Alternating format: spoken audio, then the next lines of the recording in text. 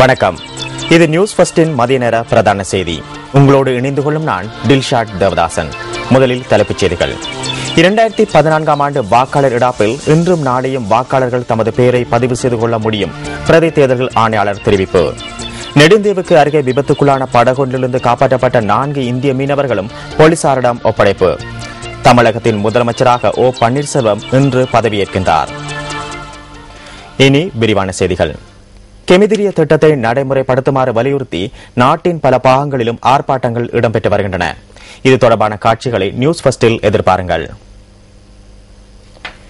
2014 ஆண்டு வாக்காளர் இடாப்பில் இன்றும் நாளையும் வாக்காளர்கள் தமது பெயரை பதிவு செய்து கொள்ள முடியும் என பிரதி தேர்தல்கள் ஆணையாளர் எம் முகமது தெரிவிக்கின்றார். 2014 ஆண்டு வாக்காளர் டாப்பில் ஒரு வாக்காளருக்கு தனது பெயரை பதிவு செய்து கொள்வதற்கான இறுதி சந்தர்ப்பம் இன்றும் நாளையும் வாய்ப்பிருக்கிறது. நாளை முடிவடைவதற்குள், அதாவது செப்டம்பர் 30ஆம் தேதிக்கு முன்னர் வாக்காளர் ஒருவரின் பெயர் பதிவு செய்து கொள்வதற்கான மேன்முறையீடு சமர்ப்பிக்கப்படுவதற்கான இறுதி தினமாக இருக்கின்றது. ஏற்கனவே 2014 ஆண்டின் வாக்காளர் டாப்பில் பெயர் இல்லை என தெரிய வருகின்றவர்கள் இதற்கான விண்ணப்பங்களை குறித்த கிராம அலுவலகங்களிலிருந்து பெற்றுக் கொள்ள முடியும். இதேவேளை 2014 ஆண்டிற்கான வாக்காளர் இடாப்பில் பெயர் பரிந்துரை செய்யப்பட்டுள்ளதா என்பதனை கிராம சேவையாளர் அலுவலகத்தில் வைக்கப்பட்டுள்ள ஆவணங்களை பரிசீலிப்பதன் ஊடாக தெரிந்து கொள்ள முடியும் என்றும் பிரதி தேர்தல்கள் ஆணையாளர் தெரிவிக்கின்றார். தேர்தல்கள் திணைக்களத்தின் உத்தியோகபூர்வ இணைய முகவரிக்குள் நுழைந்து அதில் உள்ள 2014 ஆண்டுக்கான வாக்காளர் டாப்பு நகல் என்ற தலைப்புக்குள் பிரவேசித்து தான் பதிவு செய்யப்பட வேண்டிய மாவட்டத்தையும் தன்னுடைய தேசிய அடையாள அட்டை இலக்கத்தையும் உச்சரிப்பதனூடாக குறித்த நபரின் முழு பெயரையும் அவர் பதிவு செய்யப்பட்டுள்ள தேர்தல் தொகுதி, உள்ளூராட்சி அதிகார சபை என்பவற்றினது பெயரும் கணனி திரையிலே வெளிப்படும். இதனூடாக தமது பெயர் 2014 ஆண்டிற்கு பரிந்துரை செய்யப்பட்டுள்ளதா இல்லையா என்பதை தெரிந்து கொள்ள முடியும். இவ்வாறு பரிந்துரை செய்யப்படாதவர்கள் இன்றோ அல்லது நாளையோ கிராம அலுவலகங்களில் வைக்கப்பட்டுள்ள குறித்த விண்ணப்பத்தை நிரப்பி உரிய மாவட்ட தேர்தல்கள் அலுவலகத்தில் நேரடியாக கொண்டு போய் கையளிக்க வேண்டும் என அனைத்து வாக்காளர்களும் வினயமாக வேண்டப்படுகின்றனர். புத்தளம் கருவலகஸ் வெப பகுதியில் உள்ள ஐக்கிய தேசிய கட்சியின் பாராளுமன்ற உறுப்பினர் பாலித்த ரங்கே பண்டாராவுக்கு சொந்தமான ஹோட்டல் மீது இன்று அதிகாலை துப்பாக்கி பிரயோகம் மேற்கொள்ளப்பட்டுள்ளது.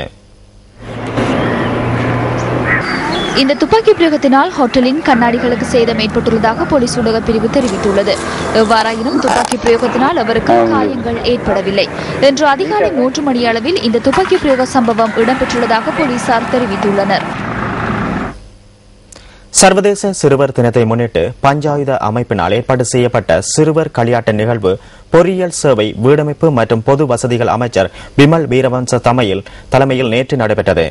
முல்லேரியா எதிரிவீர சரத் சந்திர வித்யாலய விளையாட்டரங்கில் இந்த நிகழ்வு இடம்பெற்றது.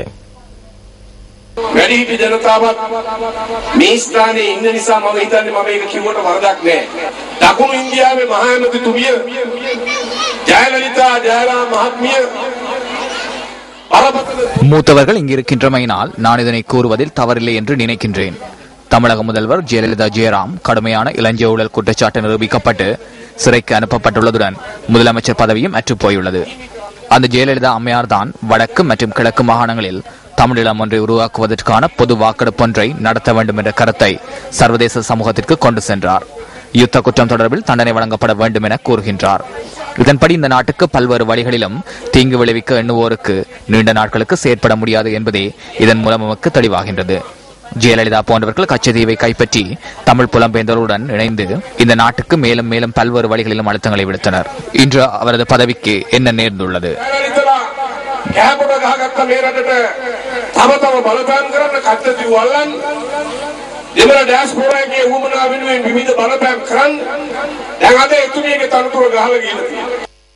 பெற்றோர்கள் மற்றும் சிறுவர்கள் என சுமார் 2500 பேர் இந்த நிகழ்வில் கலந்து கொண்டிருந்தனர். அகில இலங்கை வைத்திய அதிகாரிகள் சங்கம் நேற்று ஊடக சந்திப்பு ஒன்றை ஏற்பாடு செய்திருந்தது. மாலபே தனியார் மருத்துவ கற்கை நிலையத்தின் மாணவர்களுக்கு தாதியர் பயிற்சி வழங்குவது தொடர்பிலான சுகாதார அமைச்சின் தீர்மானத்திற்கு எதிர்ப்பை வெளிப்படுத்தும் போக்கிலேயே இந்த ஊடக சந்திப்பு ஏற்பாடு செய்யப்பட்டிருந்தது.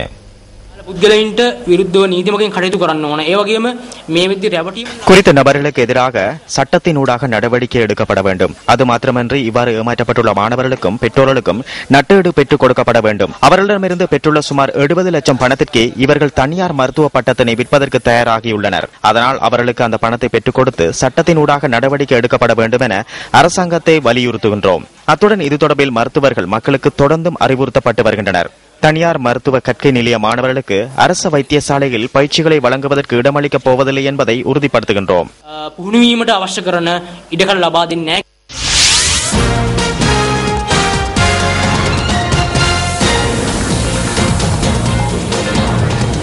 මාලබේ පෞද්ගලික වෛද්‍ය විද්‍යාලයේ සිසුන්ට රජයේ රෝහල්වල සායනික පුහුණුව ලබා ගැනීමට අවසර දීමට අද ශ්‍රේෂ්ඨාධිකරණයේදී සෞඛ්‍ය අමාත්‍යාංශය එකඟ වුණා. ඒ අද ඊවා වනසුන්දර චන්ද්‍රා ඒකනායක යන ශ්‍රේෂ්ඨාධිකරණ විනිසුරු මණ්ඩල හමුවේ මීට අදාළ පෙත්සම කැඳවූ අවස්ථාවේදී ඒ අනුව මාලබේ පෞද්ගලික වෛද්‍ය විද්‍යාලයේ උපාධ්‍ය අපේක්ෂකයින් 5 දෙනෙකු විසින් සෞඛ්‍ය ඇමතිවරයා, උසස් අධ්‍යාපන අමාත්‍යවරයා, විශ්වවිද්‍යාල ප්‍රතිපාදන කොමිෂන් සභාව ඇතුළු නිලධාරීන් 10 දෙනෙකුට එරෙහිව ශ්‍රේෂ්ඨාධිකරණය හමුවේ පනවා තිබූ මූලික අයිතිවාසිකම් පෙත්සම අද ඉල්ලාස් කරගත්තා. රියාස් நன்றி ஜூலியட். தற்பொழுது கிடைத்த ஒரு செய்தி. மாலம்பே தனியார் பல்கலைக்கழக மாணவர்களுக்கு அரசாங்க வைத்தியசாலைகளில் பயிற்சிகளை பெற்றுக் கொள்வதற்கு உயர் நீதிமன்றத்தில் சுகாதார அமைச்சு இன்று இணக்கம் தெரிவித்தது. ஈவா வனசுந்தரம் மற்றும் சந்திரா ஏக்கநாயக்க ஆகிய உயர் நீதிமன்ற நீதியரசர்கள் குழாம் முன்னிலையில் இது தொடர்பிலான வழக்கு பரிசீலனைக்கு எடுத்துக் கொள்ளப்பட்ட போதே சுகாதார அமைச்சு இவ்வாறு இணக்கம் தெரிவித்தது. அதன்படி சுகாதார அமைச்சர், உயர்கல்வி அமைச்சர், பல்கலைக்கழக மானியங்கள் ஆணைக்குழு உள்ளிட்ட 10 பேருக்கு எதிராக மாலம்பே தனியார் பல்கலைக்கழகத்தில் பட்டம் பெறும் எதிர்பார்ப்பில் உள்ள 5 தாக்கல் செய்த அடிப்படை உரிமை மனு இன்று வாபஸ் பெறப்பட்டது. Thank you, Riaz. In News Just In, the Ministry of Health has agreed to provide clinical training to students of the private medical college in Malabe at state hospitals. The decision was reached when a petition regarding the training was taken up before a 2-judge bench of the Supreme Court today. The case was taken up before Justices Eva Vanasundara and Chandra Ekanayaka. The fundamental rights petition, which was filed by 5 students of the private medical college in Malabe, citing the Minister of Health, the Minister of Higher Education, the University Grants Commission and 10 other officials as respondents, was withdrawn during the court proceedings.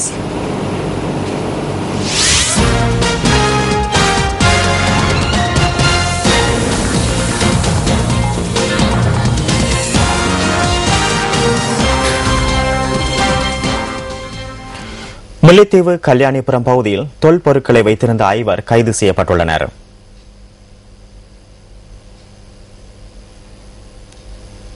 கிடைத்த தகவலுக்கு அமைய முல்லைத்தீவு சிரேஷ்ட police அத்தியட்சகரின் தலைமையில் மேற்கொள்ளப்பட்ட சுற்றிவளைப்பின் போது இவர்கள் கைது செய்யப்பட்டதாக போலீஸ் ஊடகப் பிரிவு தெரிவித்துள்ளது. கைது செய்யப்பட்டவர்களில் 3 ஆண்களும் 2 பெண்களும் அடங்குகின்றனர். இவர்களிடமிருந்து சிறிய அளவிலான 3 புத்தர் சிலைகளும் மாணிக்க கற்கள் என சந்தேகப்படும் 9 கற்களும் பறிமுதல் செய்யப்பட்டுள்ளன. கடந்த ஜூலை மாதம் 15ஆம் தேதிக்கும் 17ஆம் தேதிக்கும் இடைப்பட்ட காலப்பகுதியில் கல்யாணிபுர பகுதியில் மேற்கொண்ட அகழ்வின் போது இந்த பொருட்களை கைப்பற்றியமை தெரிய வந்துள்ளது. சந்தேக நபர்கள் இன்று கெபித்திகொல்லாப நீதவான் நீதிமன்றத்தில் ஆஜர்படுத்தப்பட உள்ளனர். மேலதிக விசாரணைகளை முல்லைத்தீவு போலீசார் மேற்கொண்டு வருகின்றனர். நெடுந்தீவுக்கு அருகே விபத்துக்குள்ளான படகொன்றிலிருந்து காப்பாற்றப்பட்ட 4 இந்திய மீனவர்களும் போலீசாரிடம் ஒப்படைக்கப்பட்டுள்ளனர். கடும் காற்றில் சிக்கி இவர்களது படகு நெடுந்தீவுக்கு அருகேயுள்ள கட்பாறையொன்றில் மோதி நேற்று விபத்துக்குள்ளானது. இந்த படகிலிருந்த 4 இந்திய மீனவர்களையும் கடற்படையினர் காப்பாற்றி நெடுந்தீவு போலீசாரிடம் ஒப்படைத்துள்ளனர். குறித்த இந்திய மீனவர்கள் இன்று ஊர்காவற்றுறை நீதவான் நீதிமன்றத்தில் ஆஜர்படுத்தப்பட உள்ளதாக போலீஸ் ஊடக பிரிவு தெரிவித்துள்ளது. யாழ் பூநகரி வீதியில் உள்ள மட்டுவில் நாடு பகுதியில் மோட்டார் சைக்கிள் மோதியதில் பெண் ஒருவர் உயிரிழந்துள்ளார். இன்று அதிகாலை 5:45 அளவில் வீதியை கடக்க முயன்ற 62 வயது பெண் மீது மோட்டார் சைக்கிள் மோதியுள்ளதாக போலீஸ் ஊடகப் பிரிவு தெரிவித்துள்ளது. விபத்தில் காயமடைந்த பெண் கிளிநொச்சி வைத்தியசாலையில் அனுமதிக்கப்பட்ட போது உயிரிழந்துள்ளார். மோட்டார் சைக்கிளை செலுத்தியவரும் விபத்தில் காயமடைந்து கிளிநொச்சி வைத்தியசாலையில் அனுமதிக்கப்பட்டுள்ளதாக போலீஸ் ஊடகப் பிரிவு குறிப்பிட்டுள்ளது. அண்மை காலமாக இலங்கையின் பல பிரதேசங்களிலும் யானை மற்றும் மனிதனுக்கு இடையிலான யுத்தம் வலுவடைந்து வருகின்றது. அவ்வாறான ஒரு நிலையை அட்டாளைச்சேனை மக்கள் எதிர்நோக்கி வருகின்றனர். அம்பாறை மாவட்டம் அட்டாளைச்சேனையிலிருந்து ஆலங்குளம் வரையில் பாவங்காய் வீதி அமைந்துள்ளது. முல்லைத்தீவு, சம்புநகர், ஆலங்குளம், தீகவாயி மற்றும் அம்பாறை போன்ற பகுதிகளுக்கு பாவங்காய் வீதியூடாக தினமும் ஆயிரக்கணக்கானோர் பயணிக்கின்றனர். இதேவேளை பல ஆயிரக்கணக்கான விவசாயிகளும் நெற்காணிகளுக்கு சென்று வர இந்த பாதையை பயன்படுத்துகின்றனர். இந்த நிலையில் கடந்த சில வாரங்களாக பாவங்காய் வீதியின் அருகிலுள்ள நெற்காணிகளிலும் அருகிலுள்ள பற்றை பகுதிகளிலும் யானைகளின் நடமாட்டம் அதிகரித்துள்ளது. சுமார் 4 யானைகள் இந்த பகுதியில் நடமாடுவதாக மக்கள் தெரிவிக்கின்றனர். பகல் வேளையில் வீதியிலிருந்து சற்று தூரத்தில் நடமாடும் யானைகள் மாலையானதும் வீதியை மறித்து நிற்பதாக பொதுமக்கள் கூறுகின்றனர். இந்த பின்னுக்கு ஆனை நிற்குது. நாங்கள் இந்த ரூட்டால் போகிற போக்குவரத்துக்கு எல்லாத்தையும் கஷ்டமாக இருக்குது. மித்தம் பிரிச்சுது. விட்டக்கரைச்சி விடணும். பயிர் வச்ச தென்னம்பிள்ளை எல்லாத்தையும் போட்டு உடைச்சி நாசமாக்குது. ரூட்டால் போகவே இல்லாது. எங்களுக்கு வர இயலாது. மத்திய நேரம் போக இயலாது. காலையிலையும் வர இயலாது. இப்படி இருக்குது. அக்கறைப்படுத்தி விடணும் இந்த ஆணை. தற்போது பெரும்போக நெச்சைக்கான ஆரம்பகட்ட நடவடிக்கைகள் ஆரம்பித்துள்ள நிலையில் யானைகளின் நடமாட்டத்தால் தாம் அச்சமடைந்துள்ளதாக மக்கள் தெரிவிக்கின்றனர். பாலையிலையும் போயெல்லாம் இருக்குது, ராயவரையிலையும் போயெல்லாம் இருக்குது. எந்நேரம் என்ன ரோட்டை க்ரோஸ் பண்ணுதுன்னு தெரியுதில்லை. திருநேரம் பிரட்டியது ஆக்களை. இது ஒன்று பகலையிலே நிற்குது, ராவையிலே நிற்குது. எந்நேரம் நிற்கும் எந்நேரம் மறையுது விளங்குதில்லை. இந்த பத்தைக்குள்ளேயே நின்று மாரியாவுக்குள்ள வெளியாகுது, சில நேரம் வெளியாகாமலே நிற்கிது. இது பெரிய ஆபத்தான நிலையிലേക്ക് வயலுக்கு போகிறதுக்கே ஆக்கள் யோசனையிலையும் பயப்பட்டுக்கிட்டு இருக்காங்க. இதை கவனத்தில் எடுத்து இதை உடனடியாக இதுக்கு ஒரு தீர்வு காணும்படி இதுக்கு சம்பந்தப்பட்ட அதிகாரிகளை நாங்கள் மிகவும் வினயமாக வேண்டிக்கொள்வோம். மட்டக்களப்பு மாவட்டத்தின் போரத்தீவு பெற்ற பிரதேசத்தில் குடிநீர் பிரச்சினையை தீர்க்கும் முகமாக குழாய் மூலம் குடிநீர் வழங்க நடவடிக்கை எடுக்கப்பட்டுள்ளது. வறட்சி காலத்தில் மாத்திரமன்றி வருடம் முழுவதும் குடிநீரை பெற்றுக் கொள்வதில் மட்டக்களப்பு மாவட்ட மக்கள் நெருக்கடிகளுக்கு முகம் கொடுத்து வருகின்றனர். இந்த நிலையில் மக்களின் குடிநீர் தட்டுப்பாட்டை தீர்க்கும் முகமாக குழாய் மூலம் குடிநீரை வழங்க தேசிய நீர் வழங்கல் வடிகால் அமைப்பு சபை நடவடிக்கை எடுக்க உள்ளது. அதன்படி படுவான்கரை பிரதேசத்தின் போரத்தீவு பெற்ற பிரதேசத்தில் இந்த திட்டம் முதற்கட்டமாக ஆரம்பிக்கப்படுகின்றது. கோயில், போரத்தீவு, பொருகாமம், வெல்லாவளி, மண்டூர் உட்பட பல கிராமங்களின் குடிநீர் பிரச்சினைக்கு இந்த திட்டத்தின் ஊடாக தீர்வு ஏற்படும் என்று எதிர்பார்க்கப்படுகின்றது. இந்த திட்டம் படிப்படியாக விஸ்தரிக்கப்பட்டு போரத்தீவு பெற்ற பிரதேசத்தின் அனைத்து கிராமங்களைச் சேர்ந்த மக்களுக்கும் குடிநீர் வழங்க நடவடிக்கை எடுக்கப்படும் என போரத்தீவு பெற்ற பிரதேச செயலாளர் தெரிவித்தார். விளையாட்டுச் செய்திகள். ஸ்போர்ட்ஸ் ஃபர்ஸ்ட் மொபிட்டல் பிளாட்டினம் விருதுக்காக விண்ணப்பங்களை பெற்றுக் கொள்வதற்கான வாய்ப்பு உங்களுக்கு தற்போது கிடைக்கப்பெற்றுள்ளது. கிராமங்கள் தோறும் எமது வாகன தொடரணியுடன் இணைந்து கொள்வதன் மூலம் விண்ணப்ப படிவங்களை பெற்றுக் கொள்ள முடியும். தேசிய மற்றும் சர்வதேச மட்டத்தில் திறமையை வெளிப்படுத்திய இந்த நாட்டின் வீர வீராங்கனைகளை பெருமைப்படுத்துவதே நியூஸ் ஃபர்ஸ்ட் மொபிட்டல் விருதின் உயரிய நோக்கமாகும். இந்த வாகன தொடரணி இன்று மதியம் யாழ் நகர மத்தியிலிருந்து ஆரம்பமானது. விருதினை எதிர்பார்க்கும் வீர வீராங்கனைகளுக்கு இந்த வாகன தொடரணியிலிருந்து விண்ணப்ப படிவங்களை பெற்றுக் கொள்ள முடியும். உகல் மாகாணத்தில் உள்ள சிறந்த வீர வீராங்கனையின் பெயரை குறிப்பிட்டு 1 லட்சம் ரூபாய் பணப்பரிசு 3 வெல்லக்கூடிய வாய்ப்பு ரசிகர்களுக்கு ஏற்பட்டுள்ளது. இந்த வாகன தொடரணி நாளை கிளிநொச்சி நகரை சென்றடைய உள்ளமை குறிப்பிடத்தக்கது. இந்த விருது தொடர்பான தகவல்களை பெற்றுக்கொள்ள 071042042 என்ற தொலைபேசி இலக்கத்திற்கு அழைப்பினை ஏற்படுத்துங்கள். ஆசிய விளையாட்டு விழாவின் மகளிருக்கான கபடி தகுதிதான் சுற்றில் தென்கொரியா அணியுடனான போட்டியில் பங்களாதேஷ் அணி வெற்றி பெற்றுள்ளது. இதேவேளை மற்றொரு தகுதிகான் போட்டியில் ஜப்பான் மகளிர் அணியை தாய்லாந்து மகளிர் அணி வெற்றி கொண்டுள்ளது.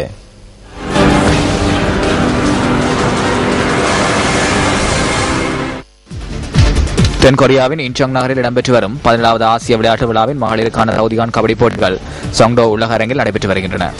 ஜப்பான் அணிக்கு எதிரான போட்டியொன்றில் தாய்லாந்து மகளிர் அணி வெற்றி பெற்றுள்ளது. போட்டியின் முதல் பாதியின் நிறைவில் 12-5 என்ற புள்ளிகள் அடிப்படையில் தாய்லாந்து மகளிர் அணி முன்னிலையில் இருந்தது. இரண்டாவது பாதியில் ஜப்பான் அணி சிறப்பான ஆட்டத்தை வெளிப்படுத்திய போதிலும் 20-18 என்ற புள்ளிகள் அடிப்படையில் தாய்லாந்து மகளிர் அணி வெற்றி பெற்றது.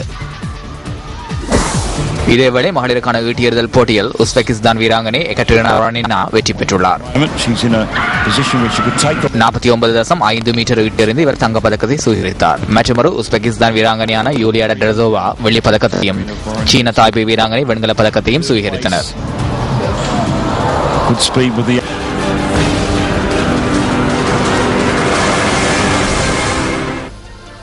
இத்துடன் நியூஸ் ஃபர்ஸ்டின் மதிய நேர பிரதான செய்தி நிறைவு பெறுகிறது.